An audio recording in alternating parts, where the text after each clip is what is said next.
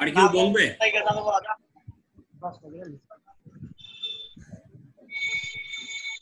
Fixed asset যার বাংলা অর্থ হচ্ছে স্থায়ী সম্পদ। স্থায়ী সম্পদ বলতে কি বোঝায়? সাকিব যে উদাহরণগুলো দিল সেটা হচ্ছে ফিক্সড অ্যাসেটের উদাহরণ, বাট আমরা ফিক্সড অ্যাসেট বলতে কি বোঝাই সেটা একটু জানবো। মূলত ফিক্সড অ্যাসেট বলতে বোঝায় যে সম্পদগুলো একবার ক্রয় করার পর এর ফল দীর্ঘদিন পর্যন্ত ভোগ করা যায় এবং যার ক্রয় মূল্যটা তুলনামূলকভাবে বেশি হয়ে থাকে, তাই না? এটি হচ্ছে আমাদের দীর্ঘমেয়াদী সম্পদ বা ফিক্সড অ্যাসেট। ফিক্সড অ্যাসেটকে মূলত তিনটি ভাগে ভাগ করা হয়। একটি হচ্ছে ট্রানজিবল অ্যাসেট বা দৃশ্যমান সম্পদ, আরেকটি হচ্ছে ইনট্রানজিবল অ্যাসেট যেটাকে বলা হয় অদৃশ্যমান সম্পদ, আরেকটি হচ্ছে ন্যাচারাল রিসোর্স অর্থাৎ প্রাকৃতিক সম্পদ। ট্রানজিবল অ্যাসেট বলতে যেটা ওই সাকিব উদাহরণ দিল সেটাই, অর্থাৎ আসবাবপত্র, ফার্নিচার, ইকুইপমেন্ট, টুলস, বিল্ডিং, এগুলো হচ্ছে আমাদের দৃশ্যমান স্থায়ী সম্পদ। আরেকটি হচ্ছে ইনট্রানজিবল অ্যাসেট, যেগুলো আমাদের অ্যাসেট কিন্তু দৃশ্যমান না। এমন কি হতে পারে? যেমন গুডউইল বা সুনাম, তাই না? তারপর হচ্ছে কপিরাইট, তারপর প্যাটেন্ট, ট্রেডমার্ক, এগুলো হচ্ছে কি অদৃশ্যমান সম্পদ, ইনট্রানজিবল অ্যাসেট। এছাড়া রয়েছে কি ন্যাচারাল রিসোর্স। ন্যাচারাল রিসোর্সের মধ্যে যেমন কয়লার খনি, তারপর হচ্ছে বনজ সম্পদ, এগুলো হচ্ছে আমাদের প্রাকৃতিক সম্পদ। এগুলো ফিক্সড অ্যাসেটের মধ্যে অন্তর্ভুক্ত। তবে আমরা যেই জিনিসটি নিয়ে আলোচনা করব ফিক্সড অ্যাসেটের মধ্যে, সেটি হচ্ছে ফিক্সড অ্যাসেটের ডেপ্রিসিয়েশন নিয়ে আলোচনা করা হবে। কি নিয়ে আলোচনা করব?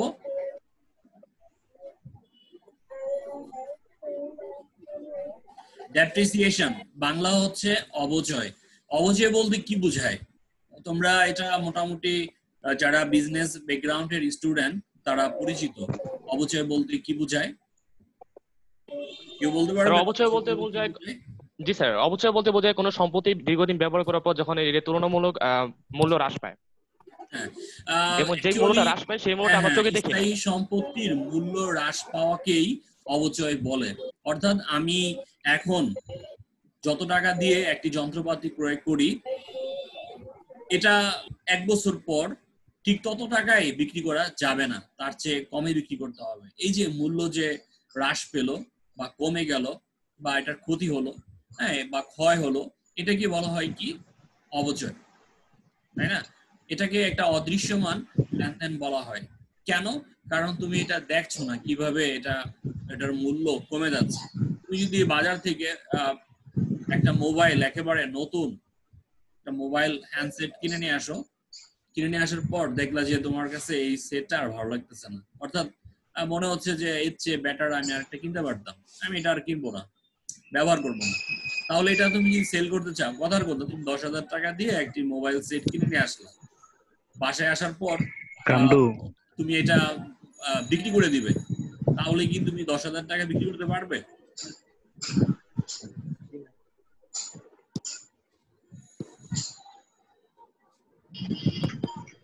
হয়তোবা তুমি তার চেয়ে কম দামে বিক্রি করবে, তাই না? তাহলে এই মোবাইলের দামটা কিন্তু কমে গেল। কমে যাওয়া বা হ্রাস পাওয়া, এটা কি বলা হয় কি অবচয়। তো আমাদের স্থায়ী সম্পত্তি যেগুলো আমরা ক্রয় করে থাকি, সেই স্থায়ী সম্পত্তিগুলো নির্দিষ্ট বছর শেষ হওয়ার পর তার মূল্য হ্রাস পেয়ে থাকে। এই মূল্য হ্রাস পাওয়াকে কি বলা হয়ে থাকে? অবচয় বলা হয়ে থাকে। অবচয়।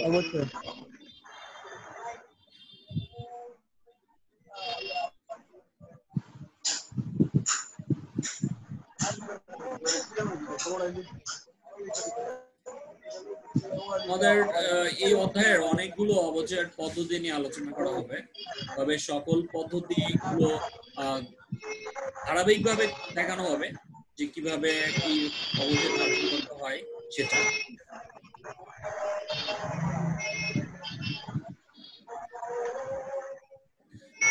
অবচয়জাত পদ্ধতির মধ্যে প্রথম যেটি রয়েছে সেটা হচ্ছে সরলরৈখিক পদ্ধতি, এরপর হচ্ছে উৎপাদন একক পদ্ধতি, ক্রমহ্রাস মানজের পদ্ধতি, দ্বিগুণ হ্রাস মানজের পদ্ধতি, বর্ষ সংখ্যার যোগফল সমষ্টি, বার্ষিক বৃদ্ধি পদ্ধতি, প্রতিপূরক তহবিল পদ্ধতি, পুনঃমূল্যায়ন পদ্ধতি, বীমা একক পদ্ধতি, ক্ষয় অনুপাত পদ্ধতি। তবে আমরা আজকে যেই অবচয় ধার্যের যে পদ্ধতিটি নিয়ে আলোচনা করব সেটি হচ্ছে সরলরৈখিক পদ্ধতি। সরলরৈখিক পদ্ধতি বোঝাই যাচ্ছে সরল বা সমানভাবে বা সহজভাবে স্থিরভাবে হ্যাঁ যেই অবচয়টি হবে সেটি হচ্ছে আমাদের সরলরৈখিক পদ্ধতি, যে পদ্ধতিতে স্থায়ী সম্পত্তির প্রাথমিক মূল্যের উপর প্রতি বছর শতকরা একটি নির্দিষ্ট হারে অবচয় ধরা হয় তাকে সরলরৈখিক পদ্ধতি বা স্থির পদ্ধতি বলা হয়। এক্ষেত্রে কিন্তু প্রতি বছরের অবচয়ের পরিমাণ হবে কি সমান হবে। বুঝতে পারতেছি? অর্থাৎ আমি একটি সম্পত্তি 10,000 টাকা দিয়ে ক্রয় করে থাকি এবং মনে করা হচ্ছে সেই সম্পত্তিটি আমি 5 বছর ব্যবহার করতে পারবো, তাহলে প্রতি বছর ওই সম্পত্তির অবচয়ের পরিমাণ হবে কত টাকা?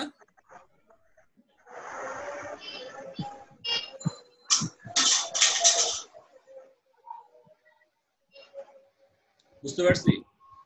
আমি 10,000 টাকা দিয়ে একটি মোবাইল ফোন অথবা একটি মেশিন অথবা একটি ফার্নিচার ক্রয় করলাম, সেই যন্ত্রপাতিটি অথবা সেই যেই আসবাবপত্র কথা বলা হচ্ছে সেটি 10 বছর ব্যবহার করা যাবে অথবা 5 বছর ব্যবহার করা যাবে। যদি 10,000 টাকা দিয়ে ক্রয় করি এবং সেটি 5 বছর ব্যবহার করা যাবে, তাহলে প্রতি বছর অবচয়ের পরিমাণ কত টাকা হবে বলতে পারবে? 2,000 টাকা। হ্যাঁ 2,000 টাকা। খুবই সহজ। কিভাবে? প্রাথমিক বছর শতকরা হারে বা নির্দিষ্ট হারে অথবা আমরা যেই আনুমানিক আয়ুষ্কালটা থাকবে সেই আনুমানিক আয়ুষ্কাল দিয়ে করে প্রতি বছরের অবচয়ের পরিমাণটা আমরা বের করতে পারি। সেটি বের করার যে সূত্র সেটা তোমরা একটু দেখে নাও। সেটি কিভাবে? ডেপ্রিসিয়েশন মানে অবচয়টা নির্ণয় করার সূত্র হচ্ছে কস্ট অফ অ্যাসেট সম্পত্তির ক্রয় মূল্য minus salvage value. Salvage value বলতে বোঝাচ্ছে ভগ্নাবশেষ মূল্য। প্রশ্নে ভগ্নাবশেষ মূল্যটা উল্লেখ থাকে, যদি উল্লেখ থাকে তাহলে তুমি এই জায়গায় ভগ্নাবশেষ মূল্যটা লিখবে, আর যদি উল্লেখ না থাকে তাহলে এটা 0 হবে অথবা না লিখলেও চলবে। Divided by expected life. Expected life মানে হচ্ছে প্রত্যাশিত আয়ু। তাহলে সম্পত্তির ক্রয় মূল্য থেকে ভগ্নাবশেষ বাদ যাবে, বাদ যাওয়ার পর যেই টাকাটি পাওয়া যাবে সেটাকে এক্সপেক্টেড লাইফ দিয়ে ভাগ করা হবে। ভাগ করলে প্রতি বছর অবচয়ের পরিমাণটা বের হবে। এবার আমরা একটি এক্সাম্পল দেখি, তাহলে আরো বেশি সহজ হবে। Assume a machine was bought for টাকা। স্যার অনেকের মাইক থেকে আওয়াজ আসতেছে sir.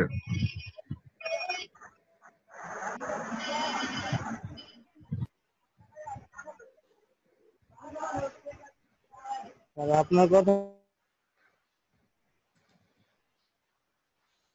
Assume a machine was bought for টাকা 5 lakh and we thought that it would keep it for 5 years and then sell it for টাকা 50,000 salvage value. Calculate depreciation. অর্থাৎ 5 লক্ষ টাকা দিয়ে একটি মেশিন ক্রয় করা হয়েছিল এবং মনে করা হচ্ছে ওটি কি করা হবে 5 বছর এটা ব্যবহার করা যাবে। 5 বছর শেষ হওয়ার পর সেল ইট এটা বিক্রি করা যাবে কত টাকা? 50,000 টাকায়, যেটাকে আমাদের সেলভেজ ভ্যালু বলা হচ্ছে, অর্থাৎ ভগ্নাবশেষ মূল্য কত টাকা? 50,000 টাকা। এবার ক্যালকুলেট ডেপ্রিসিয়েশন। ডেপ্রিসিয়েশনের পরিমাণ কত হবে সেটা আমরা নির্ণয় করব। কিভাবে ডেপ্রিসিয়েশন নির্ণয় করার সূত্র? সেটা হচ্ছে ডেপ্রিসিয়েশন ইকুয়াল টু হচ্ছে cost of asset minus salvage value divided by expected life. এই জায়গায় আমাদের কস্ট অফ অ্যাসেট কত টাকা? 5 লাখ। 5 লাখ স্যার। 5 লাখ। আর সেলভেজ ভ্যালু কত টাকা? 50,000। হ্যাঁ 50,000 সেলভেজ ভ্যালু প্রশ্নে দেওয়া রয়েছে 50,000। আর এক্সপেক্টেড লাইফ মানে হচ্ছে প্রত্যাশিত আয়ুষ্কাল। হ্যাঁ হ্যাঁ, বা প্রত্যাশিত জীবনকাল যেটা। কত ইয়ার্স? 5 years sir. 5 ইয়ার্স। তাহলে আমাদের ডেপ্রিসিয়েশন বের করতে চাইলে যে সূত্রটি প্রয়োগ করতে হবে সেই সূত্রটি হচ্ছে cost of asset minus sales value divided by expected life. Here cost of asset 5 lakh, sales value 50,000 divided by expected life হচ্ছে 5 ইয়ার্স। তাহলে কস্ট অফ অ্যাসেট থেকে সেলস ভ্যালু বাদ দিতে হবে। কস্ট অফ অ্যাসেট হচ্ছে 5 লাখ, 5 লাখ থেকে সেলস ভ্যালু 50,000 টাকা বাদ যাবে, থাকবে কত টাকা? 4,50,000 টাকা। এই 4,50,000 কে ভাগ করতে হবে কত দিয়ে? 5 দিয়ে। হ্যাঁ, এই শুভ বলো কেন 5 দিয়ে ভাগ করতে হবে? স্যার প্রত্যাশিত আয়ুষ্কাল 5 বছর দেওয়া আছে এখানে। যদি আরো বেশি থাকতো হয়তো বা 10 বছর বা 7 বছর, তাহলে আমরা ওই 7 দিয়ে বা 10 দিয়ে ভাগ করতাম। হ্যাঁ হ্যাঁ, গুড। তাহলে সবাই কি এটা বুঝতে পারছো? হ্যাঁ স্যার। হ্যাঁ, তাহলে আমরা নেক্সট আরেকটা প্রবলেমে যাই।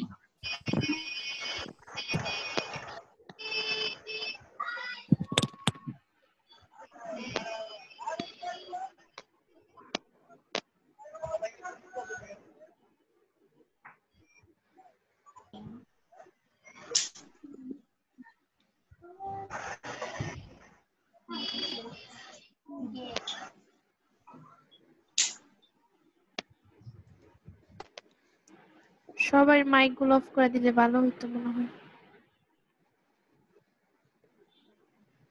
আমরা আরেকটা প্রবলেম দেখতে পাচ্ছি সবাই স্ক্রিনে? জি sir. On 1st January 2013, a new machine was purchased. কত টাকা? 1 লক্ষ। 1 লাখ টাকা। And its estimated life is 4 years. At the end of estimated life, scrap value of the machine will be টাকা কত? 20,000 টাকা। 20,000। 20,000 টাকা স্যার। হ্যাঁ হ্যাঁ। Show the depreciation schedule for 4 years. তো এই প্রশ্নে আমাদের আগের প্রশ্নে শুধু ডেপ্রিসিয়েশন, ক্যালকুলেট ডেপ্রিসিয়েশন করতে বলেছে, তাই না? আর এই প্রশ্নে বলেছে ডেপ্রিসিয়েশন শিডিউল তৈরি করতে বলেছে বা ডেপ্রিসিয়েশন শিডিউলে দেখাতে বলেছে, তাই না? তো ডেপ্রিসিয়েশন শিডিউল দেখানোর পূর্বে আমাদেরকে ডেপ্রিসিয়েশনটা নির্ণয় করতে হবে। তো ডেপ্রিসিয়েশন যদি নির্ণয় করি তাহলে কত টাকা হবে? সবাই একটু ক্যালকুলেটর ব্যবহার করে 20,000 আমাকে একটু বলো।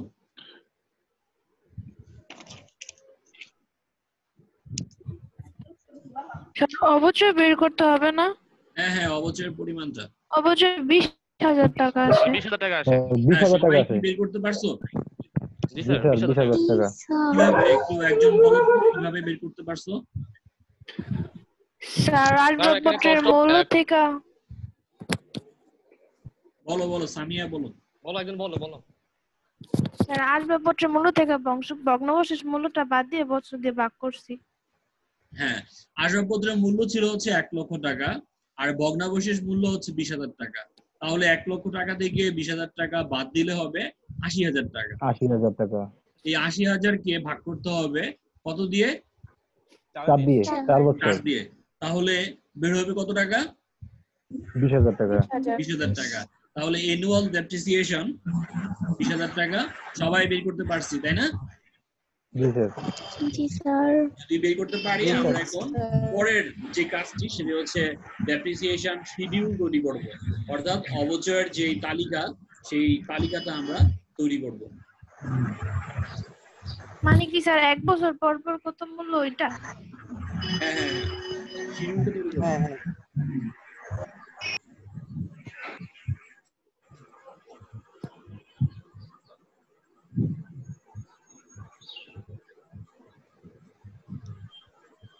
নেক্সট স্লাইড আসতেছে।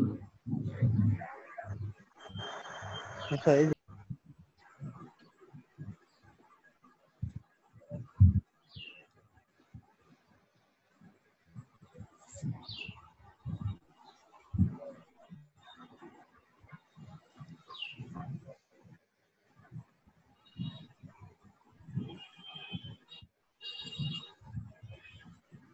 এই যেটা বের করলাম তোমরা সবাই একটু দেখে নাও, যদি পরীক্ষার খাতায় লিখতে চাও তাহলে কিন্তু এইভাবে লিখবে, depreciation equal to cost of asset minus sales value divided by expected life.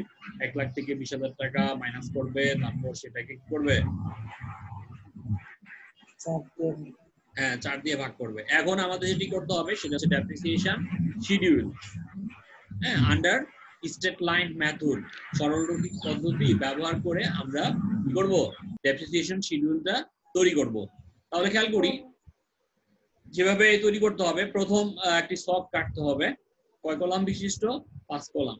প্রথম যে কলামটি হবে সেটি হচ্ছে ডেট, তারিখ যেটা, এরপর হচ্ছে সম্পত্তির ক্রয় মূল্য, এরপর হচ্ছে ইয়ারলি ডেপ্রিসিয়েশন, প্রতি বছর অবচয়ের পরিমাণ যেটি হবে সেটি, এরপর হচ্ছে অ্যাকুমুলেটেড ডেপ্রিসিয়েশন। অ্যাকুমুলেটেড ডেপ্রিসিয়েশন মানে কি, অবচয় বৃদ্ধি, মানে 1 বছর পর 20,000, 2 বছর পর 30,000 অবচয় বা ক্রমবর্ধমান অবচয়। এরপর ক্যারিং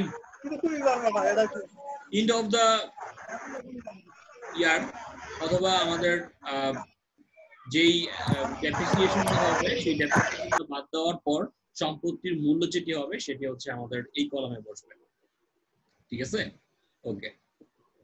এবার খেয়াল করি প্রথম বছর 2013 সালের জানুয়ারি মাসের 1 তারিখে একটি মেশিন ক্রয় করা হয়েছিল 1 লক্ষ টাকা দিয়ে।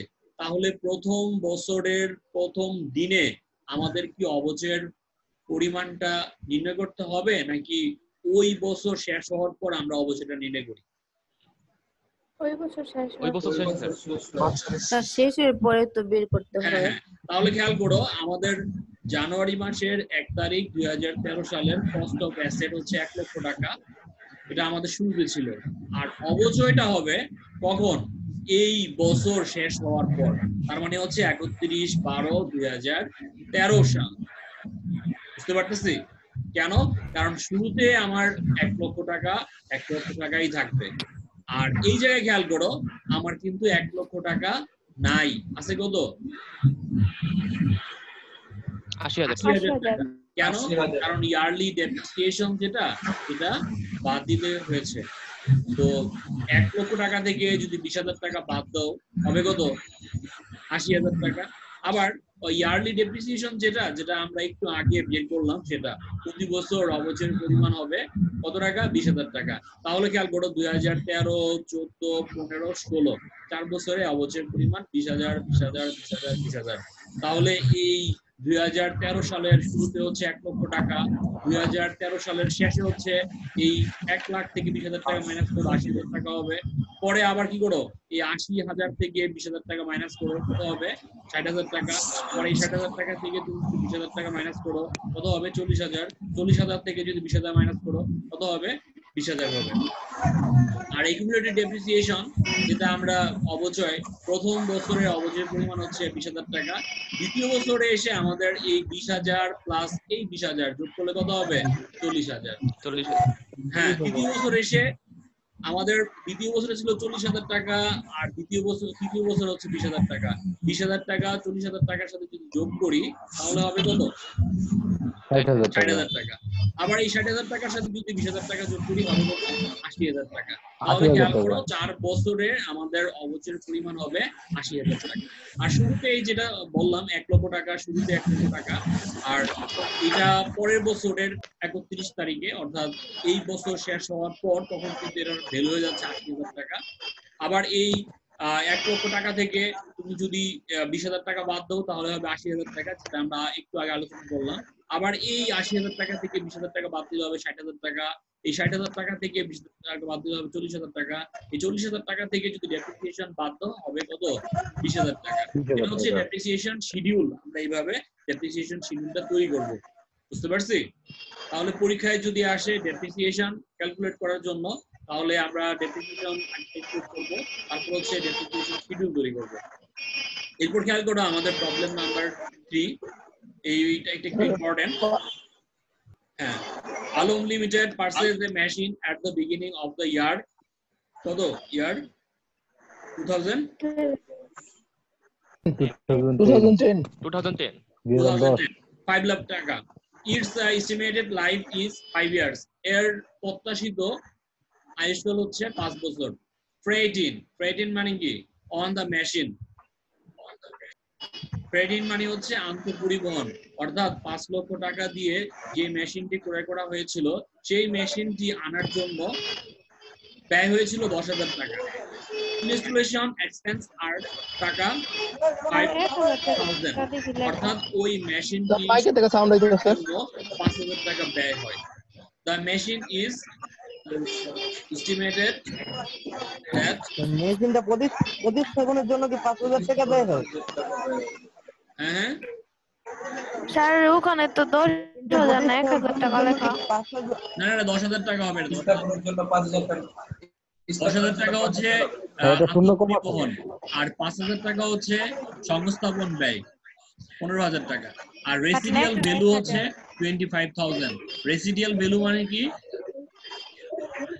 5 বছর শেষে যে টাকাটা পাবে মেশিনে থেকে। রেসিডিয়াল ভ্যালু মানে বুঝলাম না। রেসিডিয়াল ভ্যালু যেটা সেটা হচ্ছে সেল বেস ভ্যালু, অর্থাৎ অবশিষ্ট মূল্য 25,000 টাকা, যেটাকে ভগ্নাবশেষ মূল্য বলা হয়, সেল বেস ভ্যালু বলা হয়। বুঝতে আগে প্রশ্ন ছিল সেল বেস ভ্যালু, এখন এটা লেখা রয়েছে রেসিডিয়াল ভ্যালু, একই কথা। তাহলে সম্পত্তির ক্রয় মূল্য হচ্ছে 5 লাখ টাকা, তাই না? সেটা আনার জন্য 10,000 টাকা, সেটা সংস্থাপনের জন্য 5,000 টাকা। যাক, আমাদের রিকোয়ারমেন্ট 1 নাম্বার খেয়াল করো। What is the depreciation cost of the machine for accounting purpose? আমাদের ডেপ্রিসিয়েশন কস্ট নির্ণয় করতে বলা হয়েছে। তো ডেপ্রিসিয়েশন কস্ট নির্ণয় করার পূর্বে আমাদেরকে সম্পত্তির ক্রয় মূল্যটা নির্ণয় করতে হবে। দ্বিতীয়টা হচ্ছে compute depreciation expense under straight line method. সরলরৈখিক পদ্ধতি ব্যবহার করে কি করতে হবে? অবচয় নির্ণয় করতে হবে। এবং কি করতে হবে? Schedule of depreciation. এবার কি করতে হবে? ডেপ্রিসিয়েশনের যে শিডিউলটি রয়েছে, অর্থাৎ তালিকাটি, সেই তালিকাটি তৈরি করতে হবে। 3 number, pass journal entries for first 4 years. প্রথম 4 বছরের জন্য কি করতে হবে? জাবেদা দিতে হবে।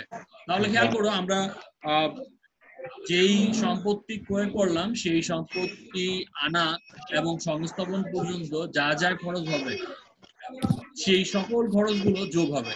যেমন পার্সেল প্রাইস কত টাকা? 1 লক্ষ টাকা।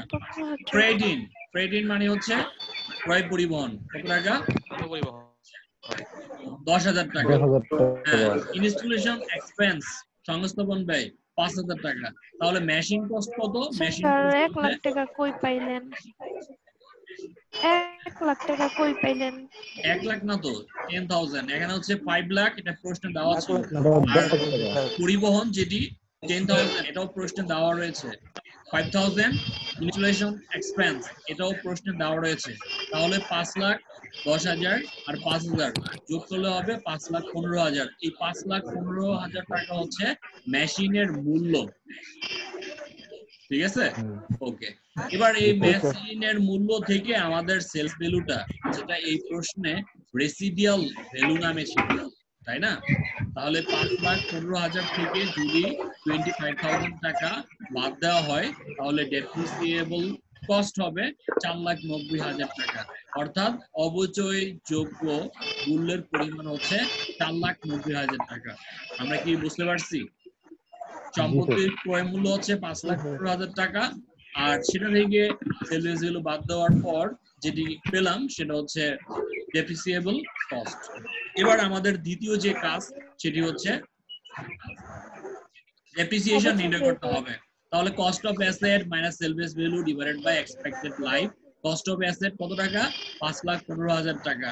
আর সেল বেস ভ্যালু কত টাকা? 25,000 টাকা। এক্সপেক্টেড লাইফ কত? 5 ইয়ার্স। এবার এই 5,15,000 থেকে যদি 25,000 টাকা মাইনাস করা হয়, হবে 4,90,000 টাকা। 4,90,000 কে 5 দিয়ে ভাগ করলে পার ইয়ার ডেপ্রিসিয়েশনের পরিমাণ হবে 98,000 টাকা। বুঝতে পারছি?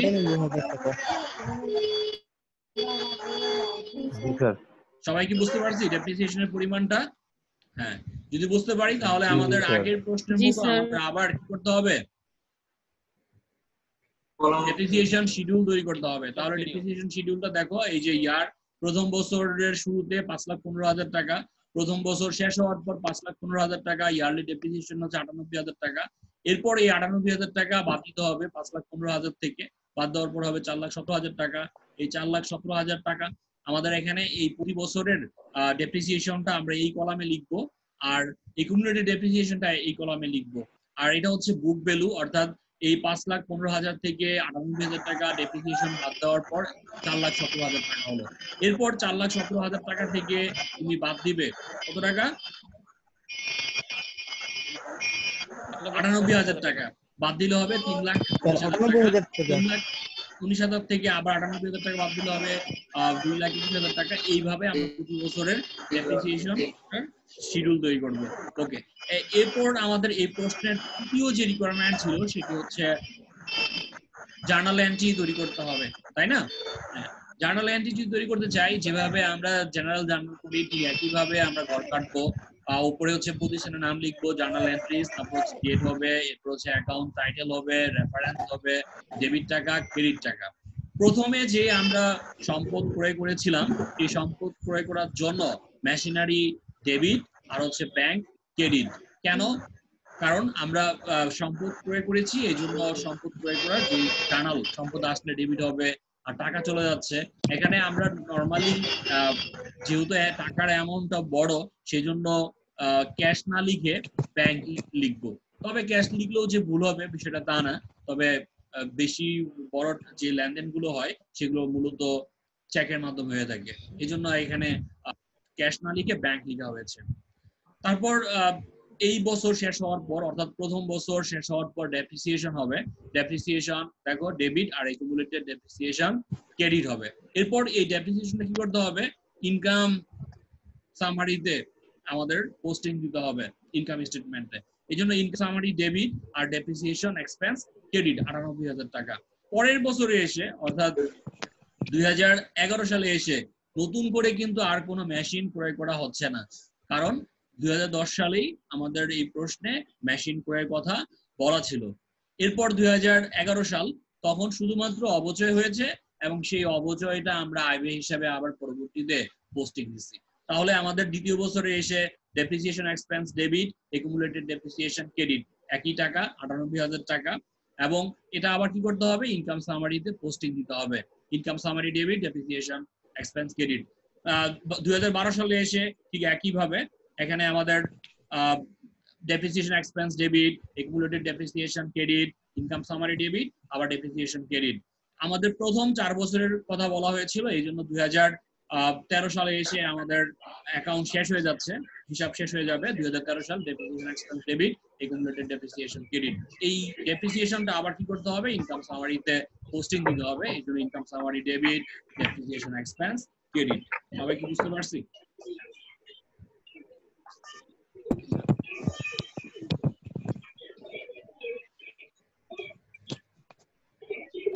এইরকম একটা প্রবলেম যদি পরীক্ষায় আসে, আশা করি তোমরা সবাই পরীক্ষায় যেটা হোমওয়ার্ক দেওয়া থাকবে এরকম থাকবে।